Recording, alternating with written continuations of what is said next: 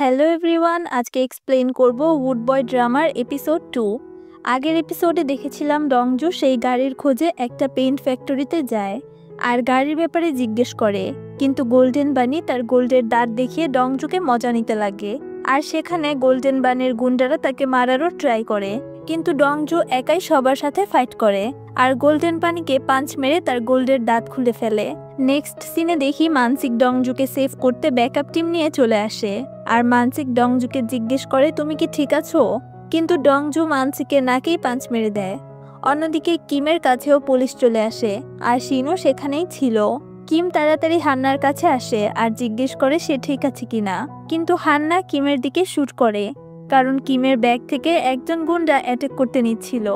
Hannah কিমকে বলে tension করতে হবে না, ওরা মরে যায়নি, শুধু কিছু সময়ের জন্য বেহুশ হয়ে গিয়েছে। হান্না গুন্ডাদের হাত থেকে বেঁচে গেলেও গুন্ডাদের মধ্যে একজন জিনসুয়ের ডকুমেন্টস নিয়ে চলে গিয়েছে। পরের সিনে ডংজুকে দেখি যে গোসল করছিল, অন্যদিকে মানসিককে হসপিটালে দেখি যে তার নাক চেক আপ করায়।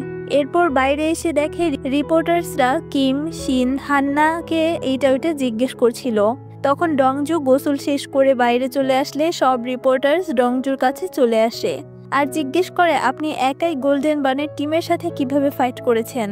এতে ডংজু দেখাতে লাগে সে কিভাবে ফাইট করেছে।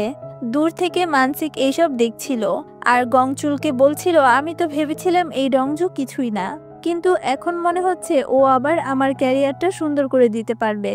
রাতের বেলা হান্না বাসায় যাওয়ার সময় ডংজু তাকে ফলো করছিল।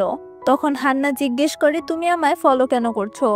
ডংজু বলে তুমি এখনো সেফ না, যে কোনো সময় সেই গুন্ডারা অ্যাটাক করতে পারে, তাই আমি তোমার সাথে যাচ্ছি। তখন সেখানে হান্নার নেইবার্স চলে আসে আর জিজ্ঞেস করে তুমি ওকে ডিস্টার্ব করছো কেন। ডংজু বলে আমি পুলিশ, কিন্তু তারা ওকে সেখান থেকে তাড়িয়ে দেয়। যাওয়ার সময় ডংজু বলে ভয় লাগলে আমায় কল করে দিও। এরপর দেখি ডংজু জিয়ংমিয়ের বাসায় যাচ্ছিল আর রাস্তায় কিয়ংইলকে দেখতে পায় যার হাঁটতে প্রবলেম হচ্ছিল। এতে ডংজু তাকে কাঁধে করে বাসায় নিয়ে যেতে চাইলে কিয়ংইল তাকে ইগনোর করে বাসায় চলে আসে। পরের সিনে তারা তিনজন খাবার খাওয়ার সময় ডংজু জিয়ংমিকে বলছিল কিভাবে সে গোল্ডেন বানির গুন্ডাদের সাথে ফাইট করেছে। এরপর সে কিয়ংইলকে জিজ্ঞেস করে সে থেরাপিতে যায় কিনা আর বলে আমি তোমার জন্য গিফট নিয়ে এসেছি। রাতের বেলা ডংজু জিয়ংমির কাছে আসে যে ঘুমাচ্ছিল। ডংজু সাইডে ব্যাংকের একটা পাসপোর্ট আর কিছু টাকা রেখে দেয়। এরপর সেই কিয়ংইলের কাছে আসে, জিজ্ঞেস করে তোমায় কিসের কাজ দিয়েছে আর জঙ্গুয়ের থেকে দূরে থাকবে, সে ভালো মানুষ না। কিন্তু কিয়ংইল তার এইসব ইগনোর করার ট্রাই করছিল। তখন কিয়ংইলের মোবাইলে কারো মেসেজ আসে।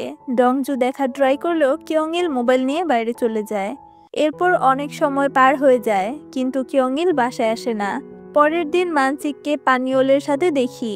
মানসিক তাকে ডংজুর কথা জানায়, বলে ও আমাদের টিম মেম্বার আর ও অনেক ভালো মতো কাজ করে, ওর জন্য হলেও আমাদের একটা ইউনিট বানানো উচিত। আর প্যানিয়েলও রাজি হয়ে যায়। পরে দেখি প্যানিয়েল ওদের ইউনিটও অ্যানাউন্স করে দেয়।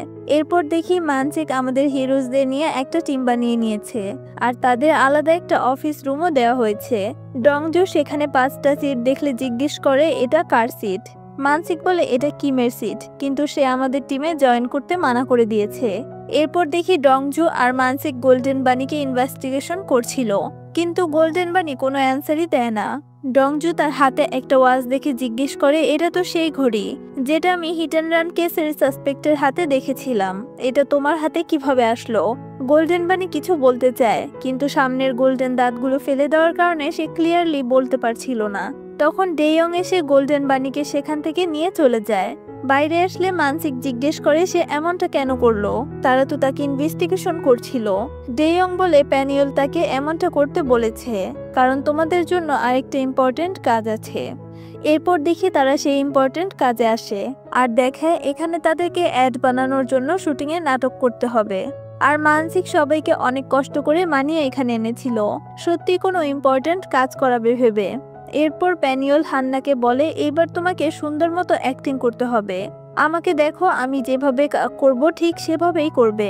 এরপর প্যানিয়েল অ্যাক্টিং করতে লাগে আর হান্নাকে কি কি করতে হবে সেগুলোও দেখিয়ে দিচ্ছিল, কিন্তু হান্না এইসব না করে ফায়ার করতে লাগে। আর প্যানিয়েল যখন হান্নাকে জ্ঞান দিতে লাগে তখন হান্না প্যানিয়েলের চেস্টেই গুলি করে দেয়। যেহেতু প্যানিয়েল বুলেট প্রুফ জ্যাকেট পরেছিল তাই সে বেঁচে গিয়েছে। আর পরে সে মিডিয়াকে বলছিল আমরা আমাদের বুলেট প্রুফ জ্যাকেট টেস্ট করার জন্য এমনটা প্রিপ্ল্যান করেছিলাম। এরপর আমরা হান্নার কলিগদের দেখি যারা হান্নার রেখে যাওয়া রিজাইনেশন লেটার দেখছিল, মানে হান্না পুলিশের কাজ ছেড়ে দিয়েছে। এরপর ডংজু হান্নার সাথে দেখা করতে তার বাসার সামনে যেয়ে ওয়েট করতে লাগে, আর সেখানে রাস্তায় সে একটা লাইটও দেখতে পায় যেটা ঠিকমতো কাজ করছিল না। এরপর সব লাইটস আর ক্যামেরা চেক করে সেটার কমপ্লেন করে দেয়। অন্যদিকে হান্না বার্ড হান্টিং করছিল। কিম সেখানে এসে বলে জানতাম তোমায় এখানেই পাবো। হান্না বলে আমি কমিশনারকে গুলি করেছি, এখন কি তুমি আমায় অ্যারেস্ট করতে এসেছো? কিম বলে না, তোমার এখন জব ছেড়ে দেওয়া উচিত হয়নি, কারণ ভিকটিম জিনসুয়ের ডকুমেন্টস যারা নিয়ে গিয়েছে তাদের এখনো আমরা ধরতে পারিনি। এটা তোমার জন্য বিপজ্জনক হতে পারে। রাতের বেলা হান্না বাসায় ফেরার সময় রাস্তায় ডংজুকে দেখতে পায়। ডংজু তার সাথে কথা বলে ট্রাই করলেও হান্না তাকে ইগনোর করে। ডংজু জিজ্ঞেস করে তুমি কি সত্যিই জব ছেড়ে দিবে? হান্না বলে এটা আমার পার্সোনাল বিজনেস, তোমার সাথে এইটার কানেকশন নেই, তাই এখান থেকে চলে যাও। ডংজু বলে কানেকশন নেই মানে কি? আমাদের মাঝে সম্পর্ক আছে। হান্না বলে কিসের সম্পর্ক? আমি তোমায় অলরেডি বলে দিয়েছি আমি তোমায় লাইক করি না।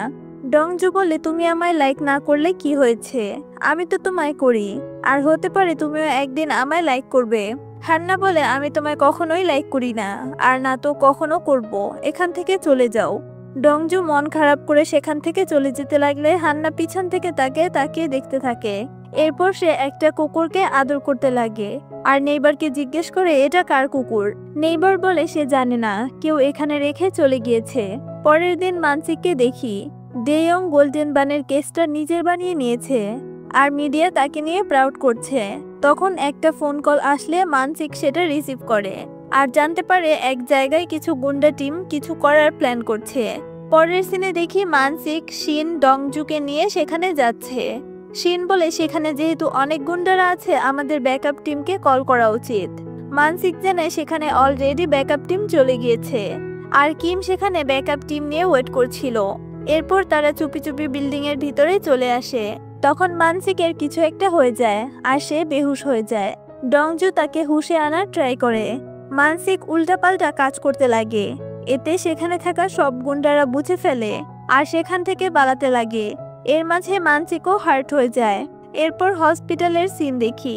মানসিকের হুশ আসলে সে জিজ্ঞেস করে আমি এখানে কেন? ডক্টর ডংজুকে দেখিয়ে বলে ও তোমার জীবন বাঁচিয়েছে। তখন দেখানো হয় রাস্তায় জ্যাম থাকার কারণে ডংজু কতটা কষ্ট করে মানসিককে হসপিটালে নিয়ে এসেছে। অন্যদিকে হান্না ভিকটিম জিনসুয়ের ফ্যামিলির কাছে আসে আর জিনসুয়ের জিনিস দিয়ে দেয় আর বলে আমরা তার ডকুমেন্টসটা দিতে পারছি না, কারণ সেটা কিছু গুন্ডারা নিয়ে গিয়েছে। ভিকটিমের মা বলে সমস্যা নেই, তুমি অন্তত এই জিনিসগুলো তো এনে দিয়েছো। ভিকটিমের ছেলে বলে তুমি কি পুলিশ? যারা আমার আব্বুর সাথে এমনটা করেছে তুমি ওদের প্লিজ পানিশমেন্ট দিও। পরের সিনে ভিলেনকে দেখি, ওর নাম মিনজু। কিয়ংইলও সেখানেই ছিল। মিনজু বলে তুমি ড্রাগস নাও, এটার জন্য তোমার 10 বছরের জেল হবে, কিন্তু তুমি যদি হিডেন রানের অ্যাক্সিডেন্টের ড্রাইভার হয়ে যাও তোমার অনলি 3 বছরের জেল হবে। এতে কিয়ংইলও রাজি হয়ে যায়। এরপর কিছু গুন্ডাকে দেখি, সে তাদের বসকে কল করে বলে আমাদের কাছে ডকুমেন্টস আছে, এখন আমরা কি করব? এরপর বসের কথা মতো সে সব গুন্ডাদের মেরে ফেলে যারা ডকুমেন্টস নিয়ে এসেছে। এরপর হান্নাকে দেখি যে বাসায় যাচ্ছিল আর দেখতে পায় সরকারি লোক এসে রাস্তার সব লাইট ঠিক করে দিচ্ছে। তখন নেইবার্স বলে এগুলো সেই ছেলেই করেছে যে তোমায় ফলো করে এখানে আসে। অন্যদিকে হসপিটালে ডংজুর ঘুম ভাঙলে সে পাশে একটা বক্স দেখতে পায় যেটার ভিতর নতুন জুতা রাখা ছিল।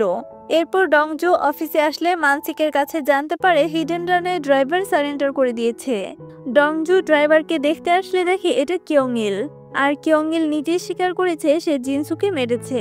তখন পুলিশ অফিসার বলে আমাদের লেট হচ্ছে, এখন যেতে হবে, ওর গার্ডিয়ান ওয়েট করছে। ডংজু জিজ্ঞেস করে এইসব জঙ্গুই করেছে তাই না? কিয়ংইল বলে এগুলো আমার বিজনেস, এইসব থেকে তুমি দূরে থাকো। অন্যদিকে জঙ্গু আর 2 জন লোক বলছিল কিয়ংইলকে রাজি করানোর জন্য ধন্যবাদ। তখন সেখানে ডংজু আসে আর তাকে একটা রুমে নিয়ে আসে আর বলে আমি তোমায় বলেছিলাম না কিয়ংইলের সাথে কিছু না করতে, তুমি কেন এইসব করেছো? জঙ্গু বলে আমি তো ওকে হেল্প করেছি, তাছাড়া তুমি আমার কিছুই করতে পারবে না, আমি তোমার কোচ। ডংজু বলে তুমি আমার কোচ না, তুমি আমায় কিছুই শিখাওনি। এটা বলে সে তাকে মারতে লাগে। জঙ্গু তাকে মারার ট্রাই করে তখন সেখানে শিন আর অন্য অফিসার চলে আসে। পরের সিনে দেখি ডংজু ভিকটিম কিয়ংইলের ফিউনারেলে আসে। তখন তার মনে পড়ে ভিতরে আসার সময় সে একজন লোককে দেখেছিল, যার হাতে সে সেই হিডেন রানের ঘড়িটা দেখেছে। সে তাড়াহুড়ো করে বাইরে আসে, কিন্তু সেখানে কাউকেই খুঁজে পায় না। এরপর ফিউনারেলে এসে যারা টাকা দিচ্ছিল তাদের নোটস দেখে, জিজ্ঞেস করে এখানে টাকা কারা দিচ্ছে। সে জানায় জিনসু কোরিয়ার কাস্টম অফিসে জব করত আর তার কলিগসরাই টাকা দিচ্ছে। ডংজো নোটটা তার সাথে নিয়ে কাস্টম অফিসে যায় আর সবাইকে চেক করতে লাগে, কিন্তু কারোর সাথে ম্যাচ করছিল না। এরপর সে মিনজুকে দেখতে পায়, সে তার হাতে সে ঘড়িটাও ছিল। ডংজু তার হাত ধরলে মিনজু তার দিকে তাকিয়ে জিজ্ঞেস করে কে তুমি। ডংজু বলে তুমি আমাকে না চিনলেও আমি তোমায় চিনতে পেরেছি। আমি বলেছিলাম না আমি পুলিশের লোক, গাড়ি থামাও, কিন্তু তুমি আমার কথা শোনোনি। আমি অন্য কিছু না দেখতে পেলেও এই ঘড়িটা ভালো মতোই দেখেছিলাম। আমি জানি তুমি হিডেন ড্রেনের ড্রাইভার আর আমি তোমায় ধরে ফেলেছি। আর এই এপিসোডটা এখানেই শেষ হয়ে যায়। এক্সপ্লেনেশন ভালো লাগলে অবশ্যই ভিডিওতে একটা লাইক করে দিও। চ্যানেলে নতুন হলে সাবস্ক্রাইব করে পাশে থাকার অনুরোধ রইল। দেখা হচ্ছে পরবর্তী এপিসোড নিয়ে, ততক্ষণ ভালো থাকো। আল্লাহ হাফেজ।